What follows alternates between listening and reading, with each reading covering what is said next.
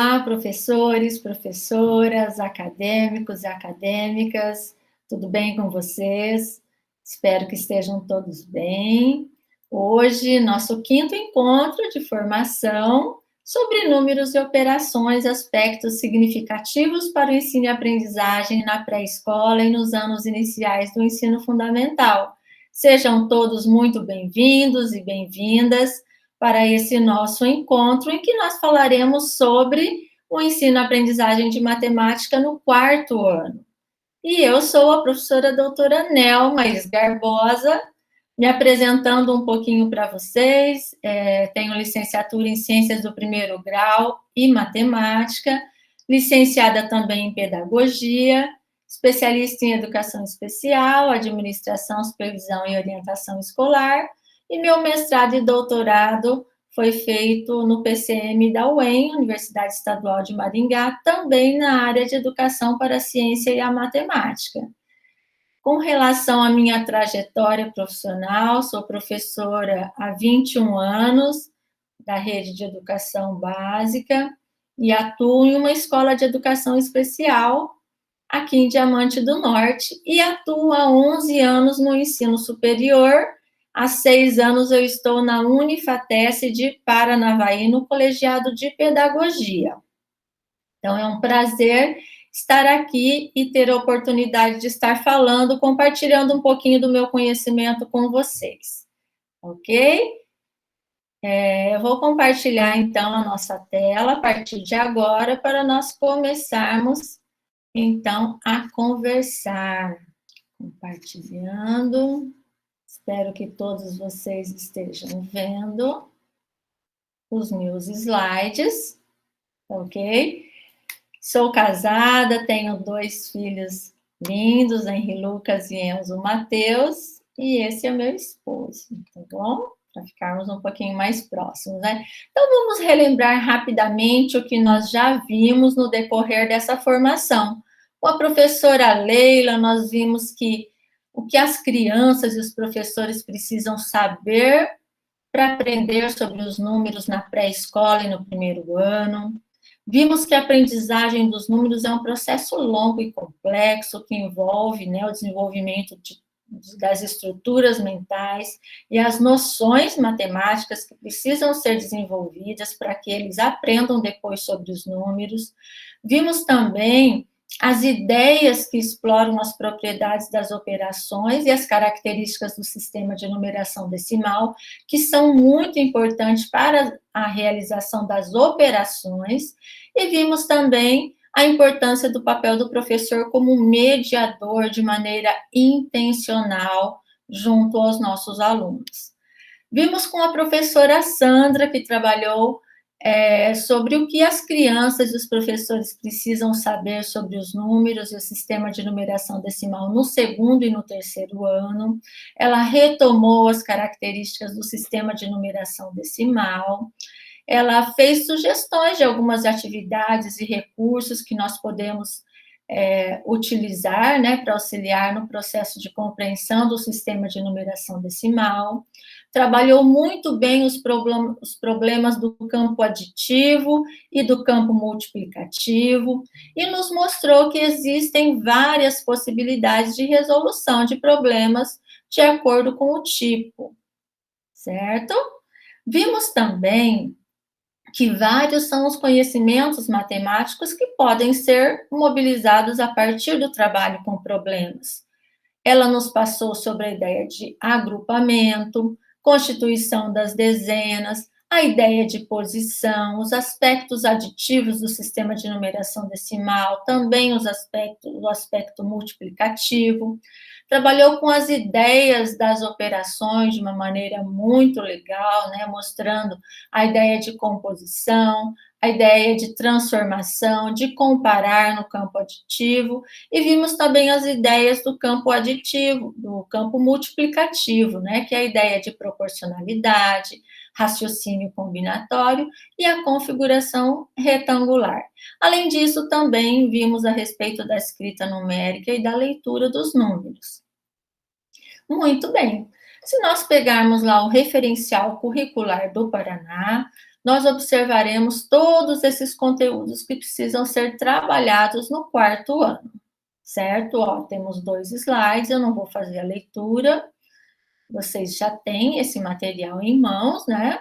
Então, o que eu quero enfatizar com vocês hoje é qual uma metodologia que nós podemos abordar todos esses conteúdos aqui do quarto ano e também de outras séries, tá bom? Então, hoje nós vamos trabalhar com a metodologia resolução de problemas.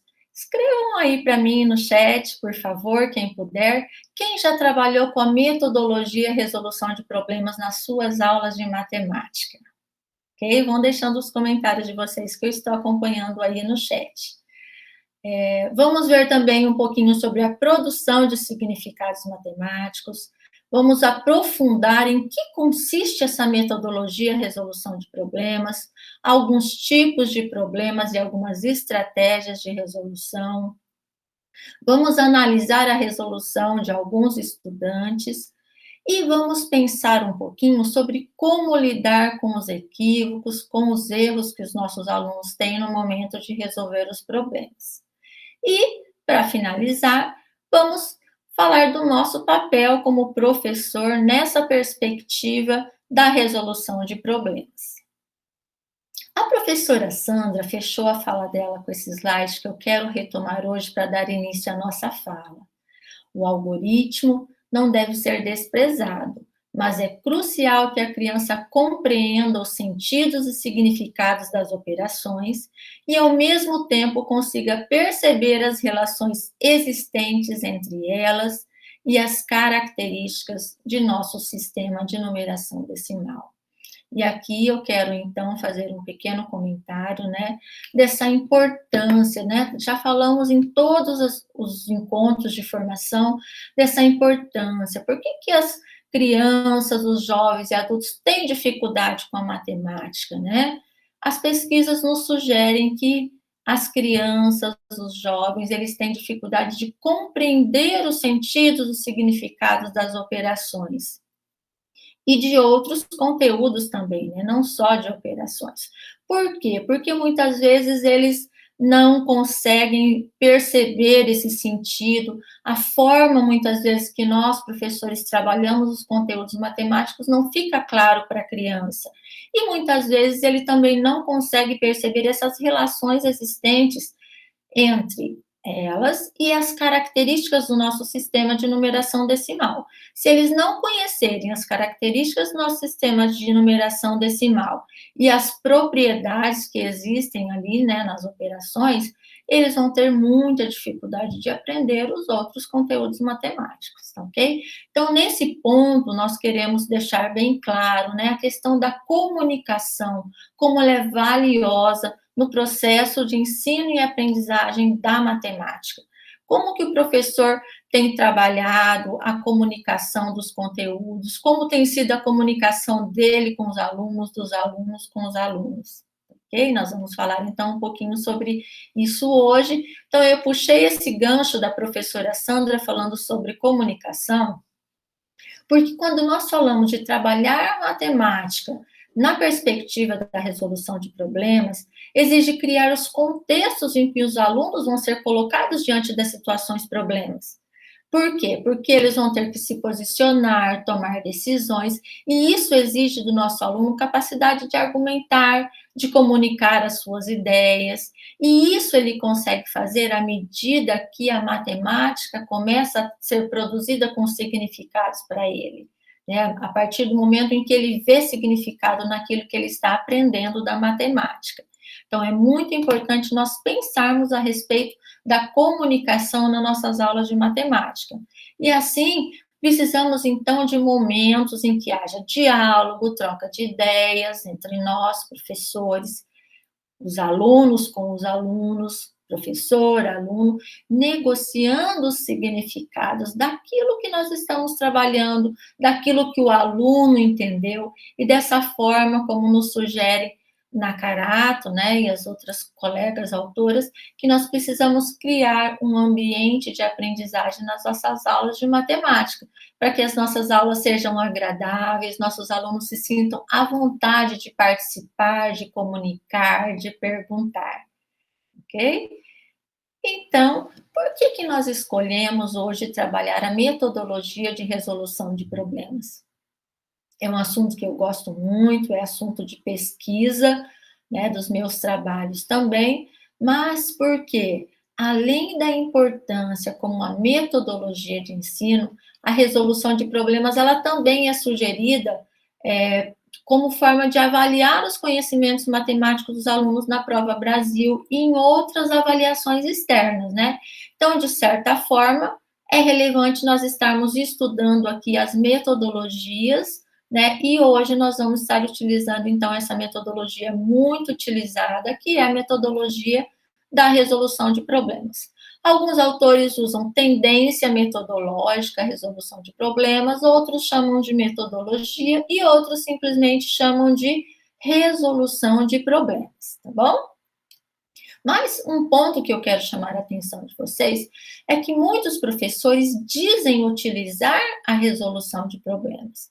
No entanto, eles não se aperceberam ainda de que não estão falando da metodologia resolução de problemas ou da tendência metodológica resolução de problemas, ok? Porque nós vamos observar, né, que o que é trabalhar com a tendência metodológica à resolução de problemas? Tem alguns passos que nós temos que seguir, não é simplesmente aplicar problemas aos nossos alunos, bom? Então, nós vamos ver isso lá no decorrer dessa nossa formação. E um ponto que eu quero chamar a atenção aqui de vocês, então, a professora Leila, nossa professora aqui da formação, né, Leila Costa, e as outras colegas, a Kézia, a professora Lilian, elas fizeram pesquisas, né, evidenciando que os professores que eles investigaram, eles não conhecem realmente sobre a metodologia da resolução de problemas. Quando eles estão dizendo que trabalham com a metodologia, na verdade, eles estão ensinando aos alunos como resolver problemas ou estão preparando o aluno somente para resolver problemas. E não estão ensinando a matemática, o conteúdo matemático, por meio da resolução de problemas, que é o que consiste essa metodologia. É nós utilizarmos os problemas para ensinar os conteúdos de matemática. Por quê? Qual é a forma que nós aprendemos, ou foi trabalhado conosco, né, com os problemas? Nós primeiros aprendíamos os conteúdos, as definições, tínhamos exemplos, exercícios, e ao final das unidades dos conteúdos, nós trabalhávamos com os problemas, né? Como uma forma de aplicação do conteúdo. E, na verdade, na tendência metodológica é ao contrário. O problema é o princípio de todo o trabalho. O trabalho com a metodologia e resolução de problemas parte do problema, tá? Uma outra pesquisa também, que eu achei interessante mostrar para vocês, os resultados não são nada agradáveis, né? Essa pesquisa, ela é feita uma avaliação dos erros cometidos na prova Brasil.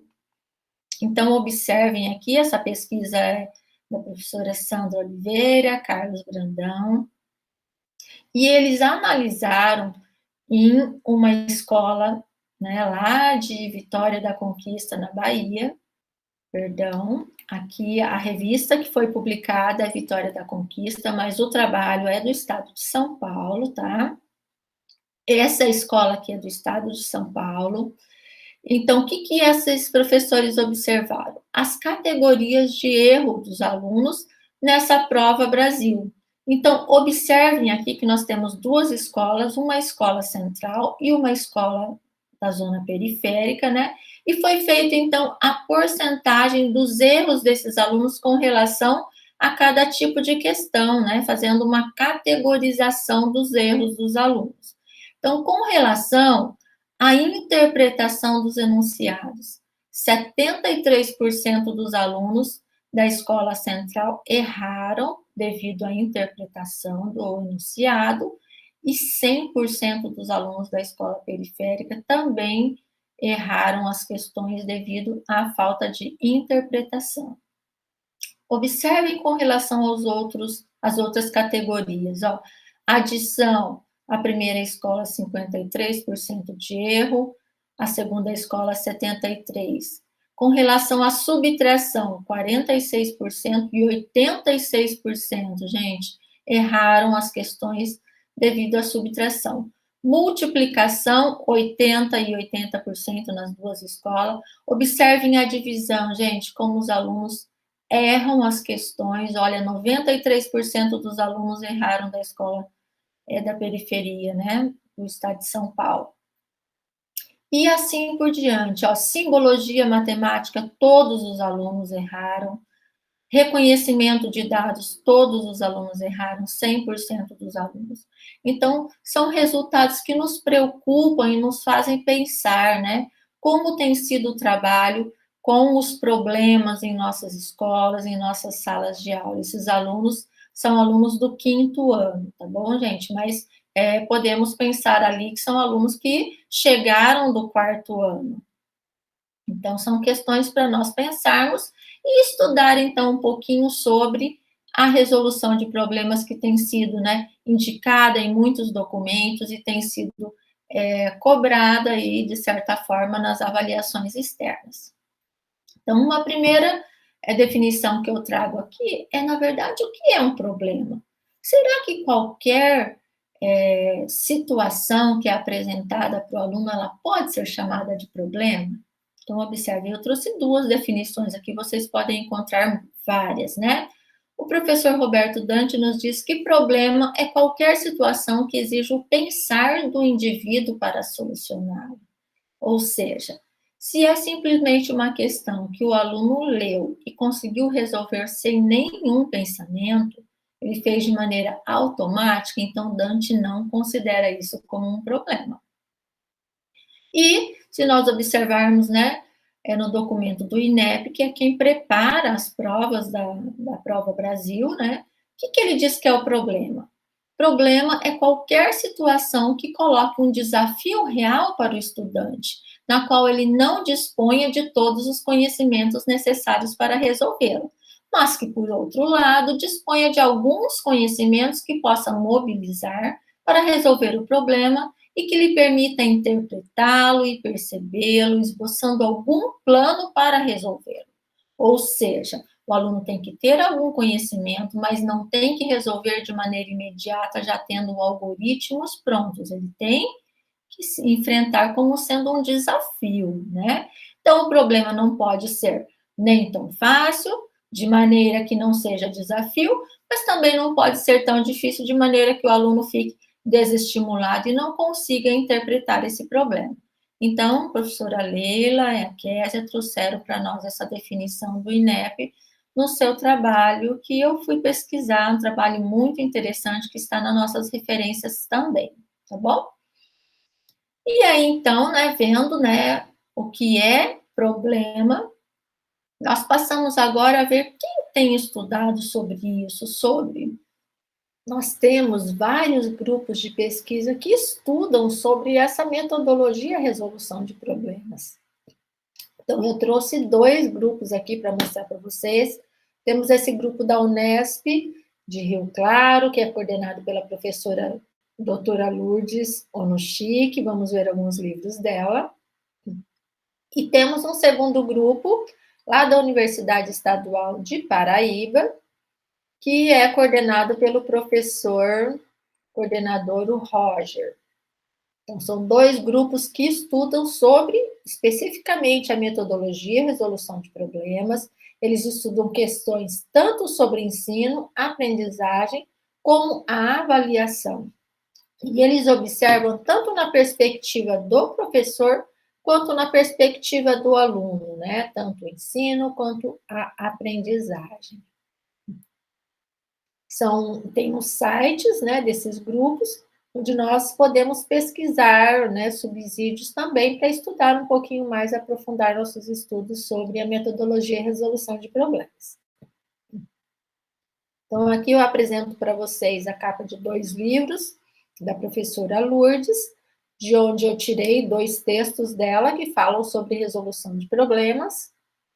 Muito importante o trabalho. E aqui, então, eu trago um pouquinho desse histórico, né? A respeito das primeiras pesquisas que apareceram sobre o ensino de matemática por meio da resolução de problemas. Um trabalho muito importante foi do George Polya, lá em 1994, do livro que se chama Arte de Resolver Problemas, onde ele apresentou um método com 4 etapas para a resolução de problemas, em que ele levanta a questão de que, para trabalharmos com um problema com os alunos, é importante que eles compreendam o problema, elaborem o plano, executem o plano, façam um retrospecto, né, a verificação da solução do problema original, e o professor vai trabalhando cada uma dessas etapas com o seu aluno, né? Para que o aluno compreenda o problema, faz várias perguntas, vê se ele entendeu o enunciado, se tem alguma palavra que ele desconhece, né, que precise ser ressaltada, buscar o significado. Depois, baseado na compreensão, elaborar o plano para a solução desse problema. Elaborado o plano, ele vai colocar esse plano em ação, executar e depois verificar se faz sentido o resultado, então. Então, Jorge Polya começou esse trabalho falando dessas 4 etapas. E a professora Lourdes e a Levato, elas nos lembram também o quanto é importante a elaboração da escrita da resposta, né? Quando o aluno vai fazer a resposta do seu problema, isso ajuda ele na revisão também, por quê? Porque ele precisa ter compreendido as etapas anteriores do problema para ele conseguir fazer a resposta, né? Então, é muito interessante esse ponto que o Luxic complementa lá nos passos do Jorge Polya. E aí eu deixo algumas perguntinhas aqui para nós, né? Como que os nossos alunos costumam fazer as respostas dos problemas? Vocês já observaram? Eles fazem esse retrospecto, eles observam se faz sentido a resposta que eles encontraram? E você, professor, como que você organiza as situações problematizadoras que você trabalha com o seu aluno? Como que você faz as intervenções no processo de elaboração e resolução de problemas? Nós vimos lá, né, no referencial curricular, que é muito requisitado o trabalho tanto com a elaboração quanto com a resolução de problemas. Então, se vocês quiserem ir comentando, conversando aí no chat, né, como que vocês fazem o trabalho com os problemas com os vossos alunos? E aí eu apresento para vocês, então, esse um pouquinho, né, faço um resgate histórico aqui. No Brasil, nós vamos ver que a resolução de problemas como metodologia apareceu nos PCNs, mas os PCNs foram buscar onde essa ideia, né? Isso vem lá de um documento que se chama Uma Agenda para a Ação, que ele foi publicado pelo Conselho Nacional dos Professores de Matemática, conhecido como NCTM, né? Em que nesse documento já vinha a recomendação de que a resolução de problemas deveria ser o foco da matemática escolar lá nos anos 80. Olha lá, quanto tempo que a matemática, né, já o pessoal da educação matemática já vem recomendando o trabalho com a resolução de problemas, de maneira, né, que os professores criem situações nas salas pelas quais os alunos, né, possam trabalhar com a resolução de problemas. Isso foi discutido em vários congressos, até que chegou, então, no Brasil, e surgiu lá em 1997 nos parâmetros curriculares nacionais, discutindo também os caminhos para fazer matemática, incluindo a metodologia da resolução de problemas, né? Vindo lá das recomendações do NCTM, com algumas alterações, né? E aí, então, se nós olharmos, acredito que vocês já manusearam, já estudaram muito os PCNs, né? E devem ter percebido, então, o que nos diz os PCN com relação a esses princípios, né? De que a situação problema, ela tem que ser o ponto de partida e não a definição como nós costumamos, né, trabalhar ou como nós aprendemos, né? Então, ao invés de nós começarmos o trabalho com a definição matemática, definição do conteúdo, nós devemos começar pela situação problema. E aí, também nos diz que os problemas deixam de ser uma explicação mecânica de uma fórmula no processo operatório, como acontece nos exercícios. Ou seja, o aluno é levado a interpretar o enunciado. Então, nós vamos trabalhar problemas em que nós vamos estar trabalhando interpretação dos nossos alunos e não somente ele realizar de maneira mecânica. Isso que nos recomenda o PCN. A construção de conceitos adquire sentido nos problemas, a resolução de problemas deixa de ser uma atividade somente para ser trabalhada em paralelo, né, ou como aplicação da aprendizagem lá no final da unidade, ou seja, ela tem que ser uma orientação para a aprendizagem. Tudo começa com a situação problema. Então, observamos aqui que no Brasil, desde 1997, nós temos, né, essa recomendação do uso da resolução de problemas como metodologia de ensino. E garanto que muitas de vocês já estudaram em algum momento sobre isso, né? E possivelmente muitas já trabalham também com essa metodologia. E fazem excelentes trabalhos também que podem ser compartilhados aqui conosco, ok?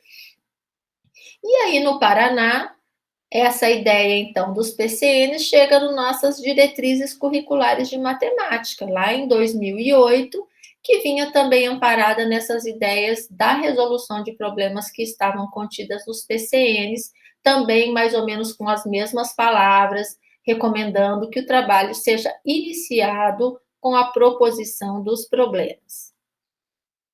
E aí, observamos também que o Van der Waal, ele também nos diz sobre isso, né? Da importância do trabalho com a resolução de problemas. Por quê? Porque a resolução de problemas desenvolve o potencial matemático do nosso aluno.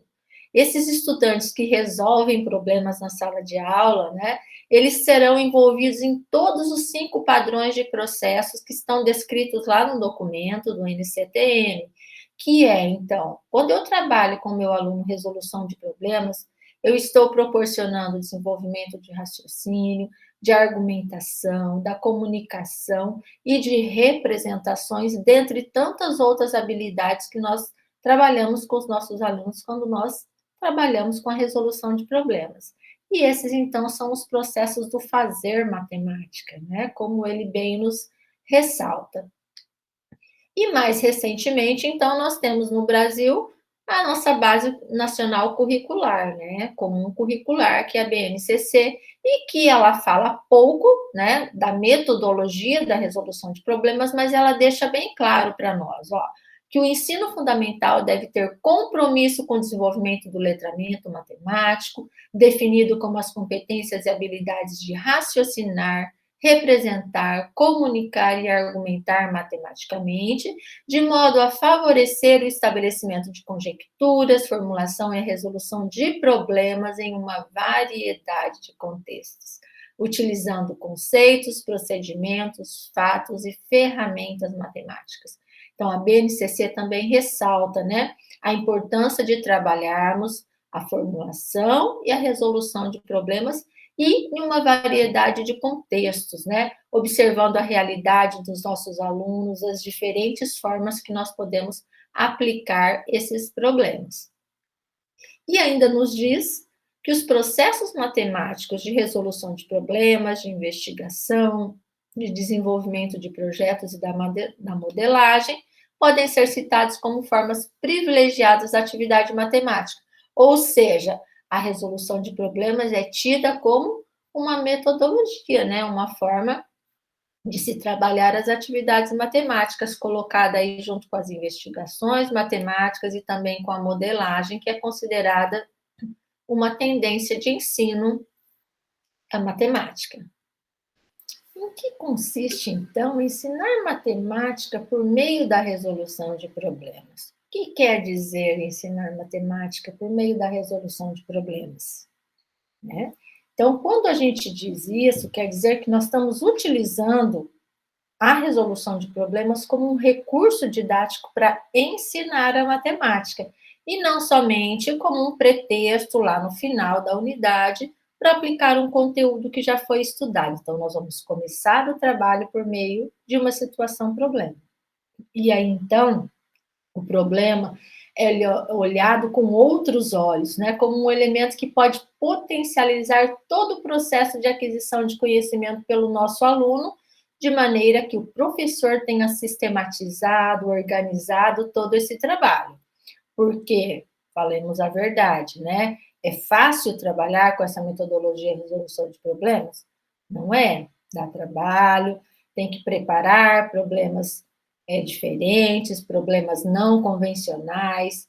Então, é trabalhoso sim, mas os frutos que eles nos trazem são gratificantes demais, né? Então, o professor precisa sistematizar, organizar esse trabalho, e aí, então, olhando com outros olhos para o problema, com certeza, os nossos alunos estarão com uma qualidade de ensino muito melhor, tá bom? Então, para resolver o problema, antes de tudo, o aluno precisa ler e compreender seu enunciado. Vocês concordam? Se o nosso aluno não conseguir ler e nem compreender o enunciado, se ele tiver que fazer uma prova, né, uma provinha Brasil, por exemplo, como que vai ser? E quando nós aplicamos aquela avaliação em que nós estamos avaliando também a compreensão do enunciado pelo nosso aluno.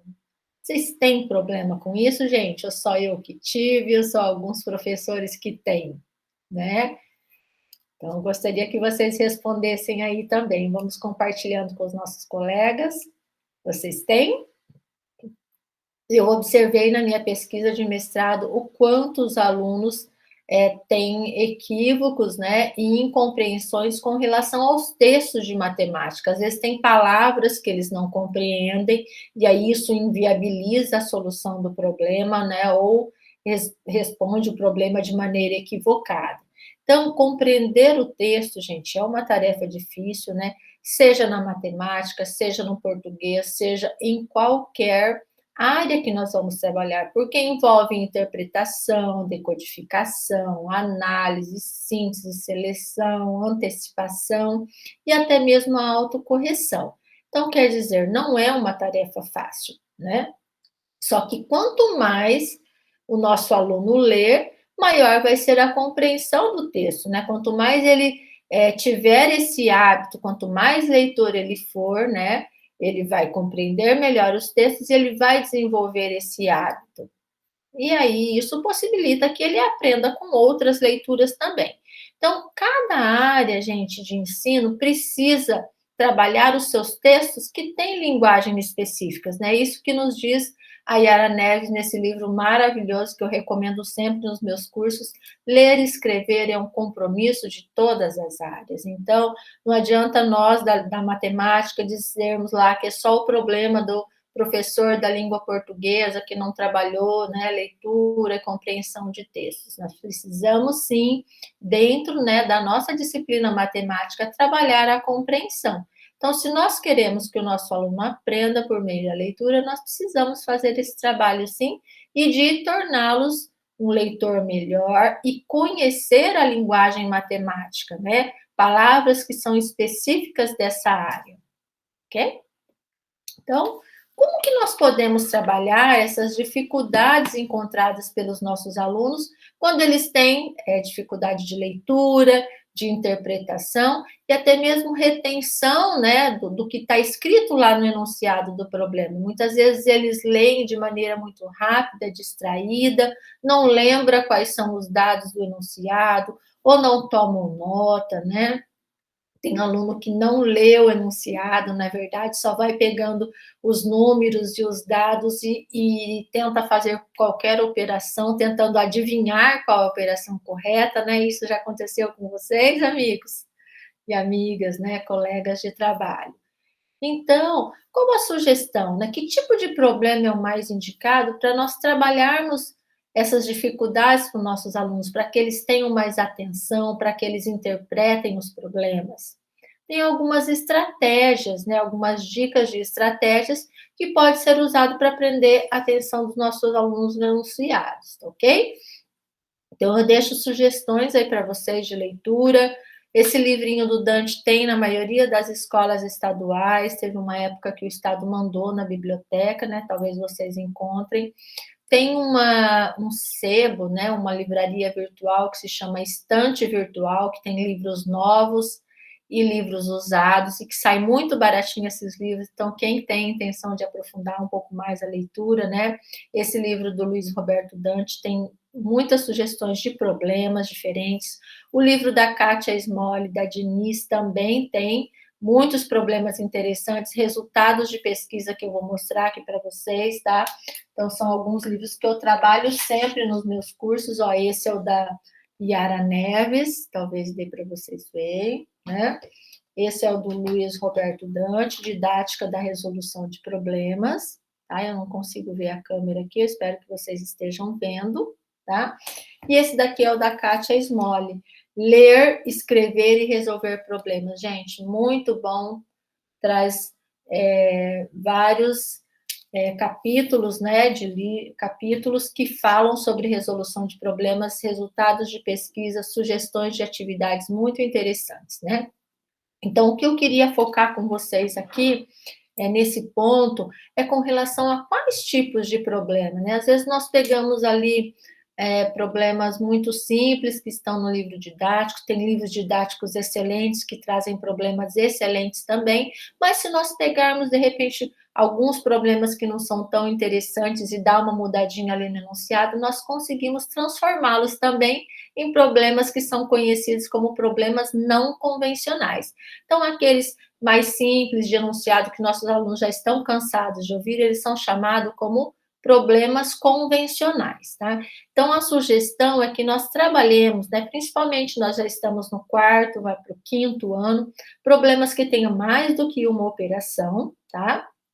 E os problemas chamados não convencionais, aqueles que trazem, né, o enunciado um pouquinho mais rebuscado, trazem, às vezes, alguns dados que o aluno não vai precisar para ver se realmente ele está fazendo a leitura, né, e se ele consegue interpretar, está tendo sentido para ele esse enunciado, e aqueles que podem ser resolvidos por mais do que uma estratégia, né, o aluno pode escolher diferentes estratégias para estar resolvendo.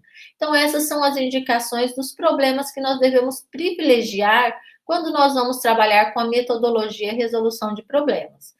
E algumas sugestões que eu deixo aí para vocês também, algumas possibilidades metodológicas, talvez vocês já tenham visto essa sugestão, né?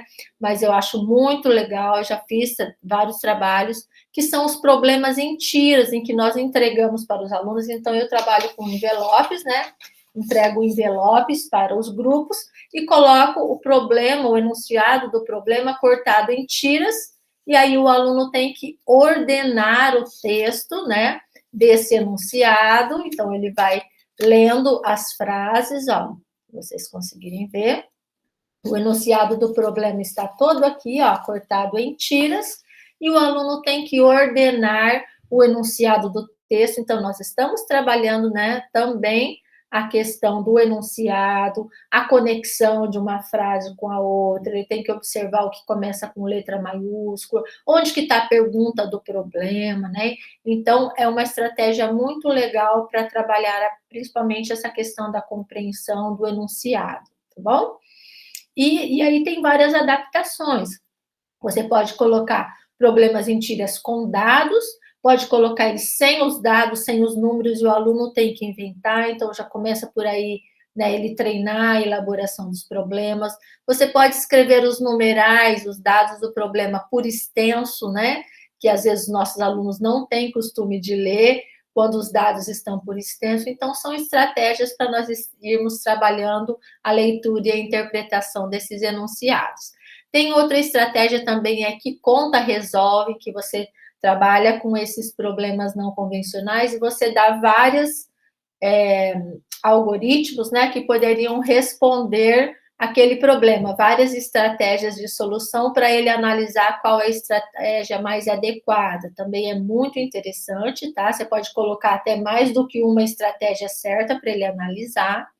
E outra sugestão, É a construção de uma problemateca, que é uma caixinha que você pode deixar na sala e todos os problemas que forem trabalhados e que eles forem elaborando vão sendo colocados nessa caixa e você vai trabalhando no decorrer do ano com todos esses problemas, tá bom? É uma sugestão muito interessante que tem nesse livro da Katia Smolly também, ok? Então, algumas sugestões que vocês podem pegar lá nas referências, quem tiver maior interesse de aprofundar, tá bom? Eu recomendo fortemente, tá ok?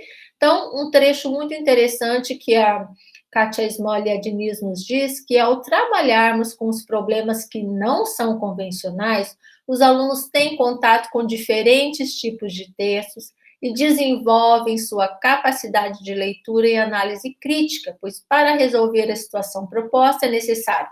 Então, ele tem que voltar várias vezes lá no texto, né? Lidar com os dados, analisar, ver realmente os dados que ele vai precisar, quais são relevantes e quais não são. Então, os problemas não convencionais, com certeza, eles surtem mais efeito no trabalho com a metodologia resolução de problemas, tá? Então, eu trago aqui para vocês o exemplo de um problema não convencional. Observem esse enunciado.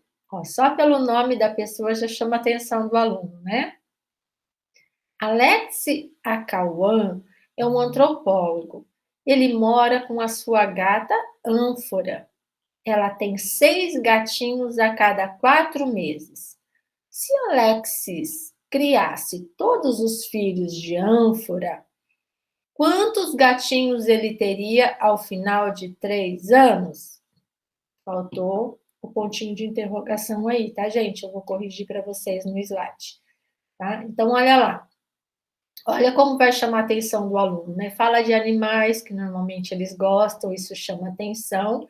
E não é, vocês acham que tá fácil esse problema para ele resolver, ele já consegue pegar os numerais aí, fazer suas continhas e já chegar em um resultado? Ó, primeiro que ele tem, apareceram 3 números aí, né? Como ele operaria com esses 3 números? Então, podemos concordar que esse é um problema que não é muito convencional, né? Certo? Então, vamos pensar um pouquinho. Quais as ações que nós, professores, poderíamos, né, ter lá na sala de aula se nós quisermos adotar a metodologia resolução de problemas para ensinar matemática para os nossos alunos, tá bom? Então, tem alguns pontos aqui que nós podemos pensar sobre eles, né? Primeira coisa é priorizar o trabalho em pequenos grupos, né? Deixar que os alunos se reúnam para resolver problemas, para pensar, conversar, elaborar problemas também para outros, né? Eles elaboram problemas e trocam com os colegas, para os outros colegas responderem, tá? Pode ser trabalhado dramatização dos problemas, umas coisas, uma estratégia que eles gostam muito, né? Dramatiza, chama os alunos lá na frente, representa de diferentes formas, né? Esse problema. Muito importante a questão do diálogo, né? Estamos falando desde o início, instigar a comunicação dos alunos e o papel do professor aí, né? De questionar, de problematizar, principalmente ouvir aquilo que o aluno tem para dizer, aquilo que ele está pensando, deixar tempo também para ele pensar, elaborar suas hipóteses. Às vezes nós queremos, né, rapidamente falar para o nosso aluno, dizer se está certo, se está errado, dizer como que faz, né? Mas precisamos treinar esse tempo, né? Deixar eles pensarem. Trabalho em grupo, a gente sabe que não é fácil no começo, mas no decorrer do tempo eles pegam o jeito, eles se habituam, e a gente pensar, né, que sala quieta não é sala que representa a sua aprendizagem, e sala barulhenta também não quer dizer que isso é bagunça, né? O conhecimento, ele faz barulho, à medida que os alunos se comunicam, conversam, trocam as ideias, né? Trocam as estratégias, aprendem a forma como o outro colega pensa, tá bom? Então, são algumas ações aqui que nós, professores, podemos utilizar.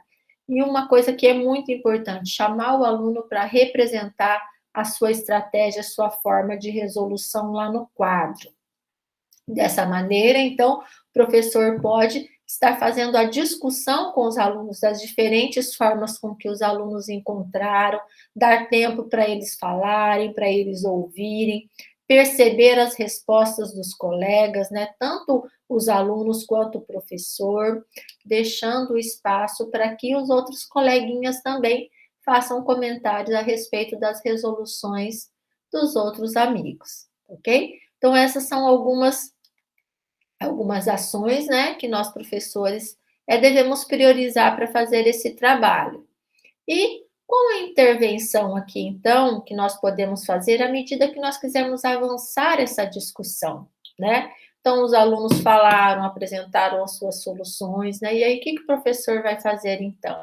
Ele vai discutir com os alunos, né? Se essas resoluções estão adequadas, se não estão, se são válidas, se os colegas entenderam o caminho que o coleguinha lá, né, encontrou para chegar à solução, e muito interessante fazer a comparação, né? Como que um colega fez, como que o outro fez, deu o mesmo resultado, não deu, faz sentido, não faz, nós vamos acolher essa resposta ou não vamos, e aí o grande grupo, então, faz esse julgamento, né? O que está certo, o que não está. Lembrando de que não é questão de escolher a melhor solução nesse momento, tá? É elogiar a todas, valorizar e respeitar todas as ideias, mas então fazer essa análise de quais estão adequadas e qual não estão. E aí os próprios alunos vão ajudando o professor aí fazendo essa análise e trabalhando então quais as soluções são possíveis. E assim, quando o aluno vê que o professor não está fazendo o julgamento de qual é a melhor, qual não é, né? Os alunos vão percebendo qual é a forma mais simples, qual é a forma mais compreensível, né? E cada vez os outros alunos vão participando mais de toda essa dinâmica, né? Quando o professor começa é mais difícil, mas eles vão se habituando e eles vão amar, e você vai ver também, professor, como que é diferente a estratégia, né? Como é diferente o resultado que nós temos quando nós trabalhamos com a resolução de problemas, tá bom? Então, percebam aqui, às vezes nós não acreditamos que os alunos vão utilizar, né, estratégias diferenciadas, né, ou não tivemos essa oportunidade ainda, né, mas percebam aqui como que os alunos utilizam estratégias diferentes para resolver o problema do gatinho. Dá uma olhada aqui, ó. Esse aluno, como que fez?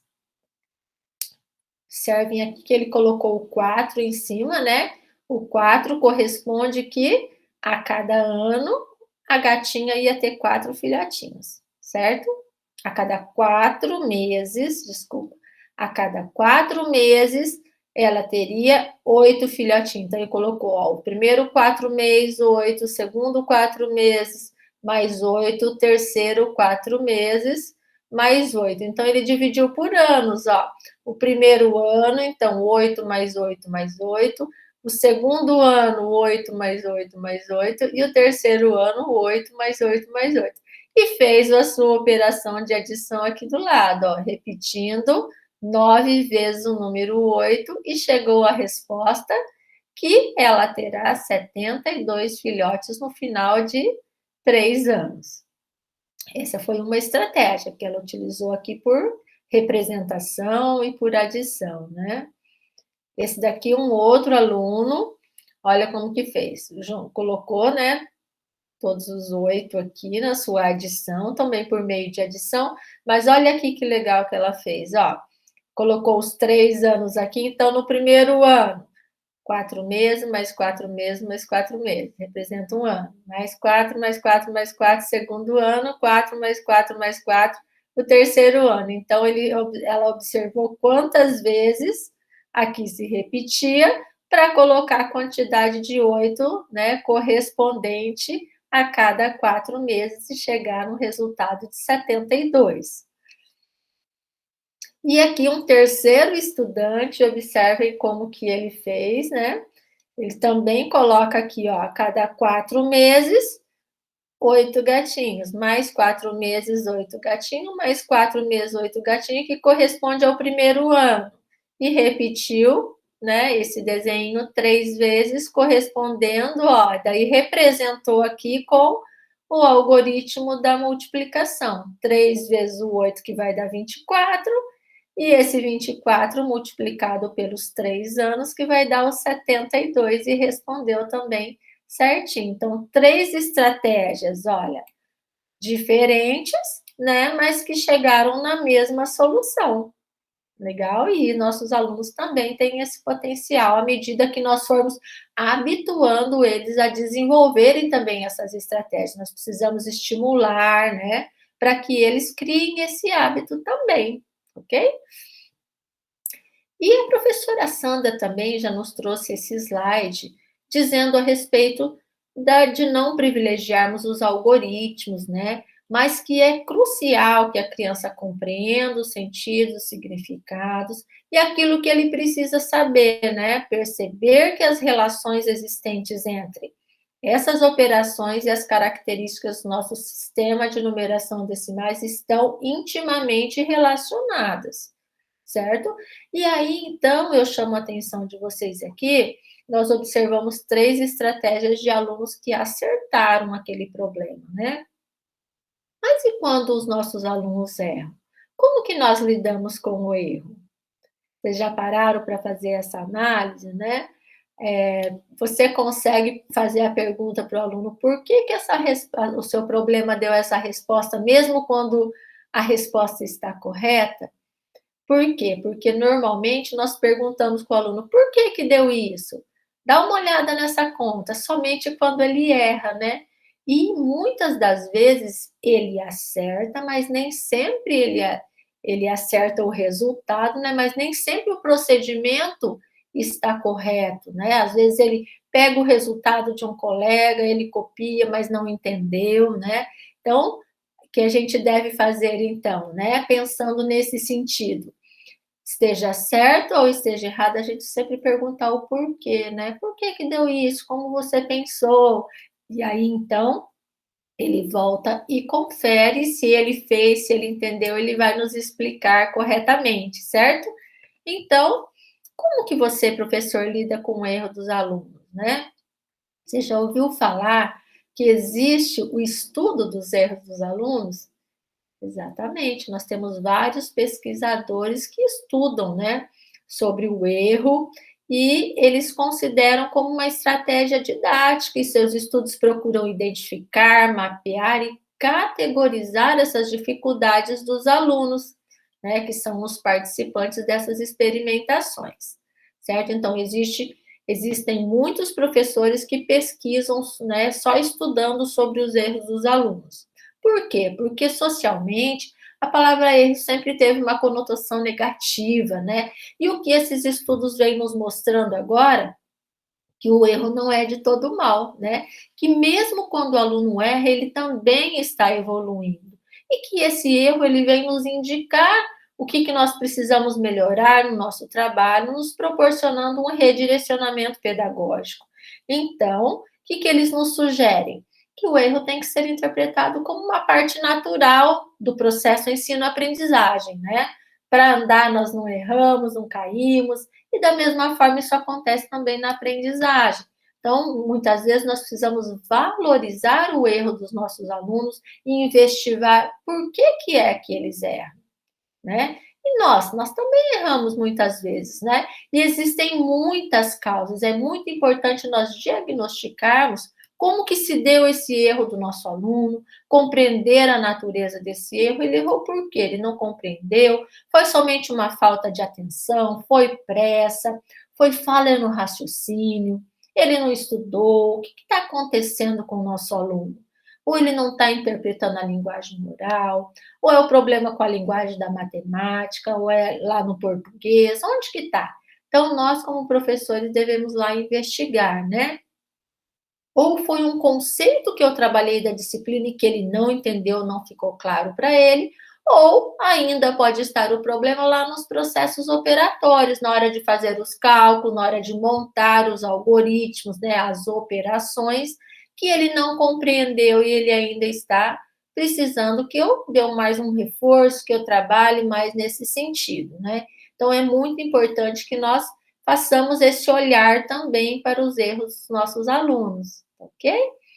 E aí, após o momento que nós identificamos o erro do nosso aluno, Nós estamos conseguindo trabalhar o erro desse nosso aluno, fazer com que ele supere essa dificuldade? Conta aí para nós, professores, como tem sido a experiência de vocês? Porque, né, uma pesquisa que nós encontramos de Spinillo, ela nos diz que muitas vezes os professores ou os futuros professores que participaram da pesquisa, né, estudantes, eles conseguem identificar o erro do aluno, mas não conseguem lidar com isso, não conseguem traduzir isso em ações pedagógicas, em ações didáticas que faça com que o aluno supere essa dificuldade. Então, analisar de onde que está o problema, por que que meu aluno errou, o que que eu tenho que fazer então?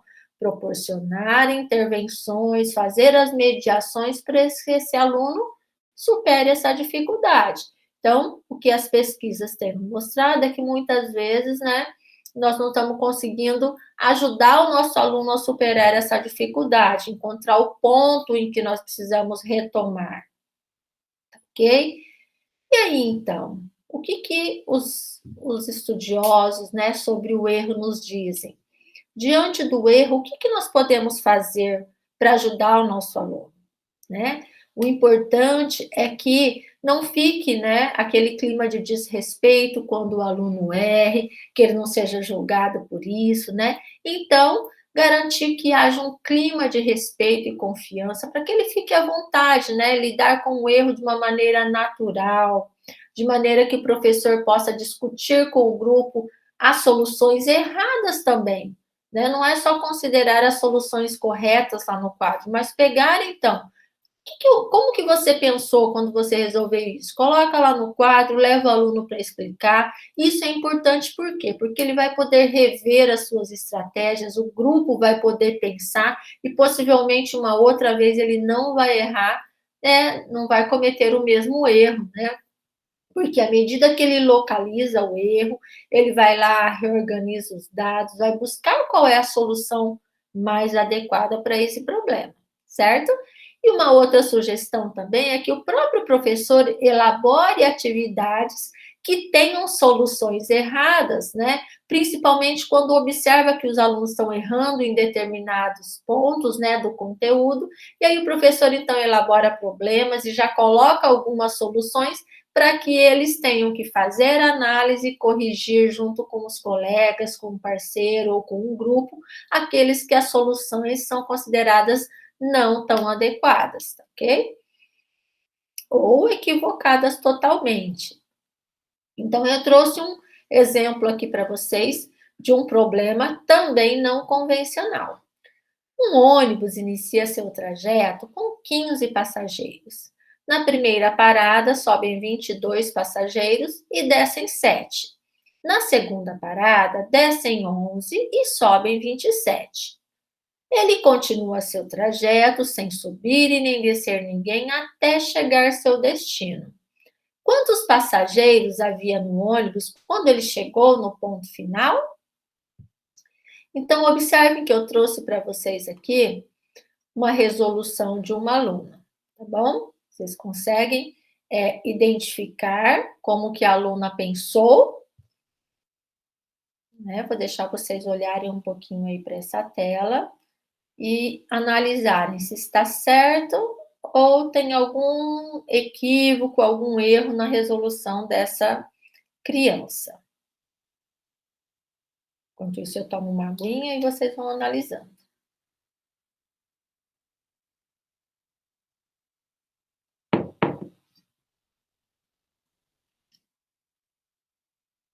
Conseguiram? Então, observem aqui, ó, o que que ela fez? Ela somou aqui em cima, ó, 15 mais 22 mais 27, os passageiros que entraram, subiram no ônibus. Então, os 15 primeiros, depois subiram mais 22, subiu mais 27, que deu 64. E aí, depois, o que que ela fez? Ela somou os 7 com 11, que foram os que desceram. Porém, observem na posição desse 7, ó.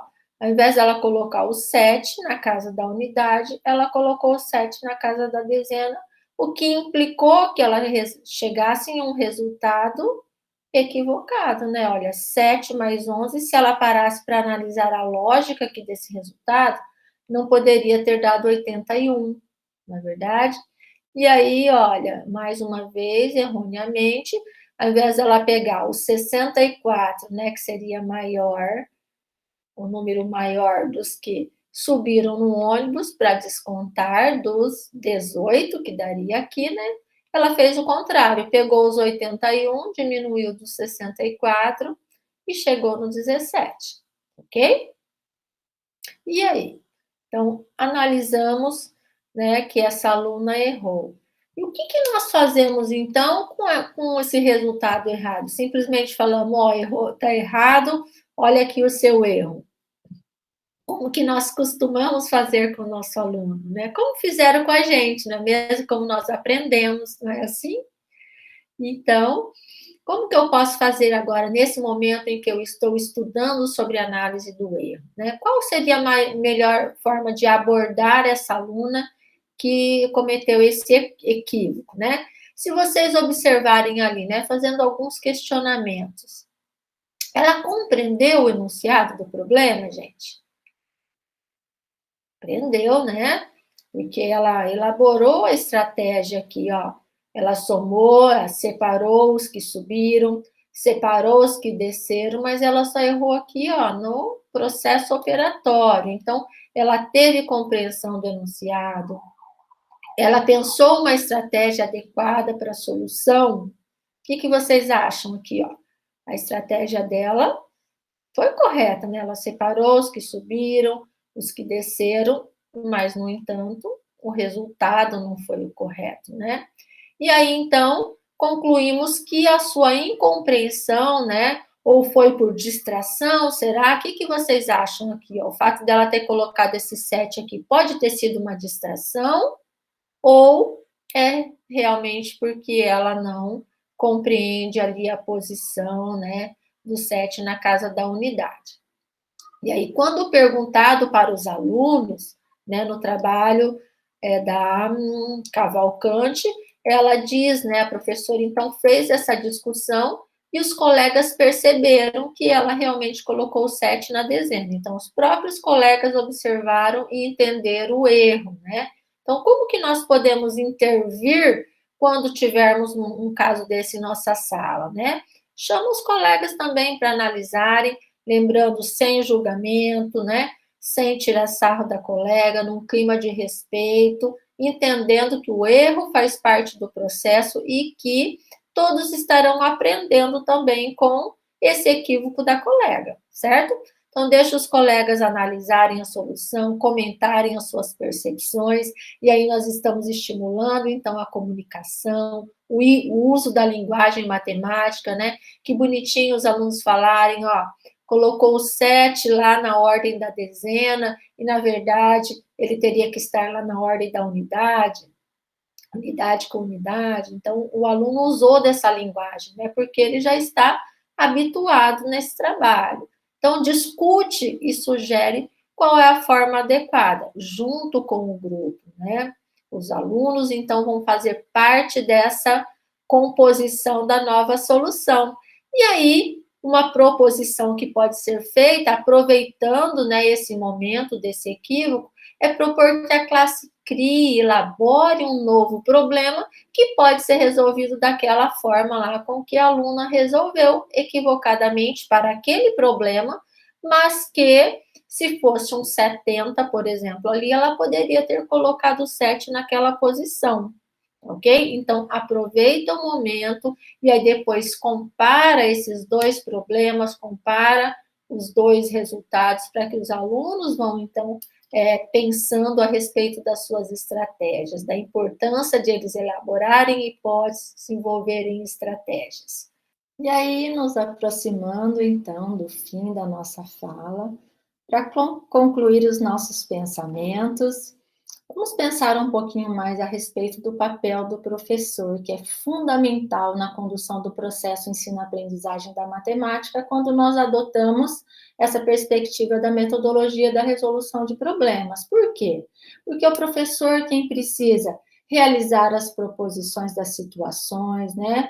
não ficar somente esperando o aluno trazer situações, problema, mas o professor estar preparado, né, com o seu planejamento, fazer as mediações, as intervenções pedagógicas, sempre instigando, estimulando todas as relações que são necessárias fazer ali entre os conteúdos, as conexões entre os diferentes ramos da matemática, né, que o professor precisa fazer essa conexão para o aluno perceber, bem como de outras áreas do conhecimento que nós vamos ver em seguida como é possível realizarmos belos trabalhos interdisciplinares com a metodologia resolução de problemas. E um ponto que eu achei muito interessante das pesquisas de Brownell e Chazal é que eles pesquisaram a respeito das listas de exercícios, já foram talvez mais utilizadas do que agora, mas ainda nós encontramos, em que eles nos dizem, né, que elas não ajudam os estudantes a desenvolverem estratégias novas, muito pelo contrário, né, e nem mais eficientes. Apenas ela se trata de um treino da agilidade para ver se o aluno está conseguindo realizar aquele procedimento específico que o professor, né, ensinou, e não desenvolver estratégias eficazes. Então, por exemplo, quando o professor trabalha um problema não convencional ou uma situação problema mais aberta, né, que não tem somente uma forma de resolver, que seja contextualizada com a realidade dos alunos, com certeza o professor terá muito mais resultados do que se ele trabalhar com uma lista com muitos exercícios que primam somente pela memorização ou pela agilidade dos algoritmos.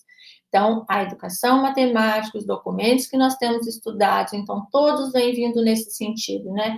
Vamos substituir a quantidade e primar pela qualidade das atividades que nós estamos propondo para os nossos alunos, e nesse sentido, essa metodologia também nos diz, é melhor um problema bem resolvido, né, bem trabalhado, do que uma lista de exercícios apenas para memorização. Então, imagine você, professor, iniciando um conteúdo novo com seus alunos, e ao invés de você apresentar o conteúdo de maneira expositiva, né, com os exemplos e exercícios, como nós costumamos fazer até um tempo atrás, você vai apresentar situações intrigantes para o seu aluno resolver. Coloquei 2 exemplos aí, que eu achei muito interessante, que dá para nós pensarmos, né, da amplitude desse trabalho que pode ser realizado. Então, imagine essa situação para os alunos pensarem e resolver. Se um dia tem 24 horas, quanto tempo passamos dormindo? Imagine quantas diferentes estratégias nós podemos perceber dos alunos, quantas coisas eles vão imaginar, quantos cálculos eles precisarão fazer, né? Quantas coisas eles vão precisar pensar por trás dessa situação, que é uma situação aberta, né? Porque vai depender, então, do tempo de vida de cada pessoa, vai depender o tanto que ele dorme, o tanto que ele fica acordado por dia, né? Então, por aí já dá para dar a dimensão do trabalho que pode ser realizado com esse problema. E um outro também muito interessante, qual a distância que cada um de vocês percorre até chegar à escola? Imagina quantas coisas tem aí para eles pensarem, para eles discutirem, quantas estratégias eles podem desenvolver, né? Quantas formas de solução eles podem chegar.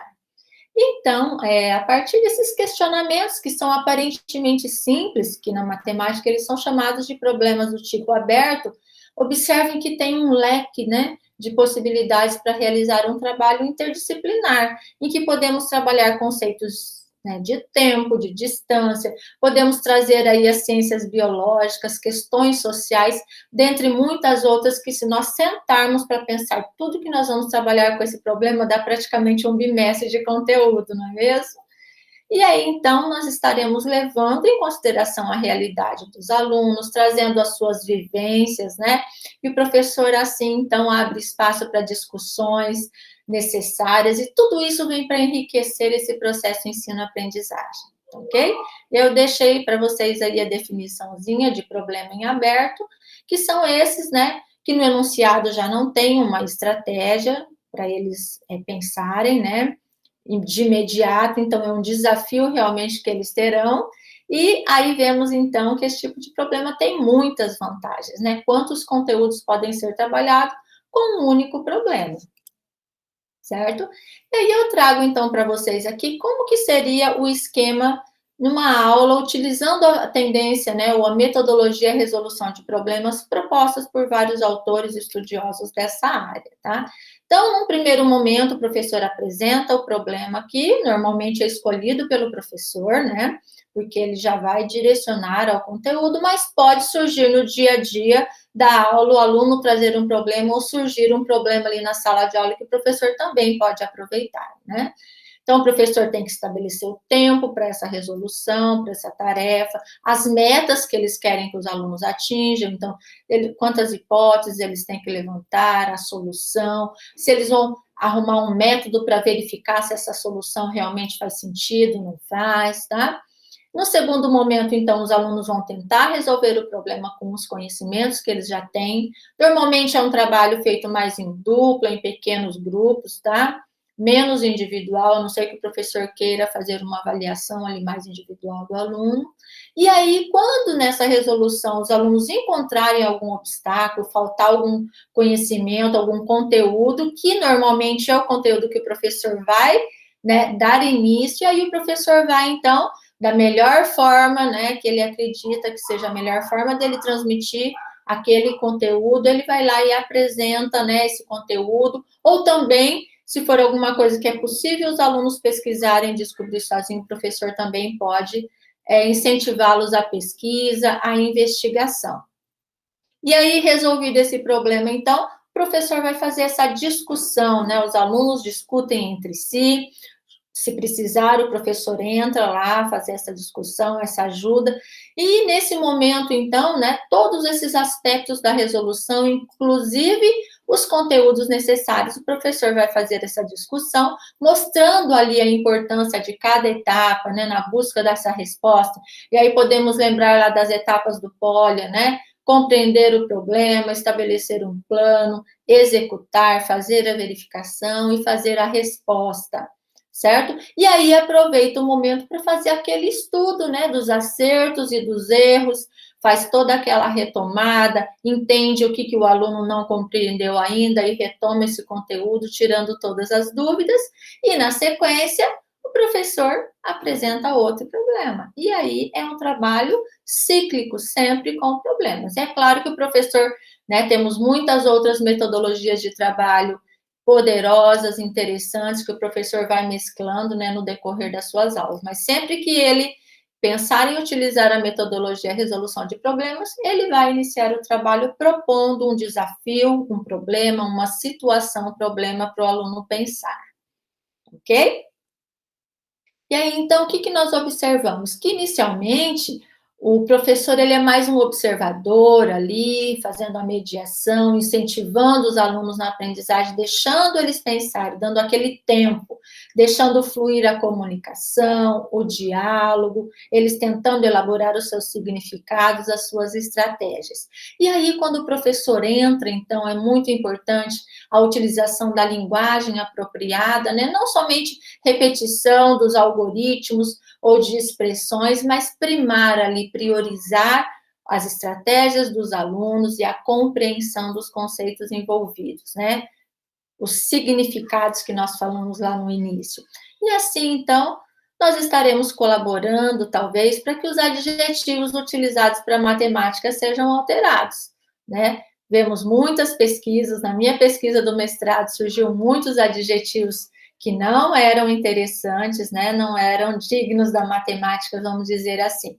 Então, podemos trocar os adjetivos de matemática difícil ou complicada por útil e compreensível, podemos trocar de confusa para interessante, cansativa para entediante, cansativa e entediante para significativa e atrativa, de maçante para divertida, de fora da realidade para contextualizada ali no cotidiano do aluno, e do famoso bicho de sete cabeças, para que possamos dizer que a matemática é importante e ela nos auxilia na resolução de nossos problemas.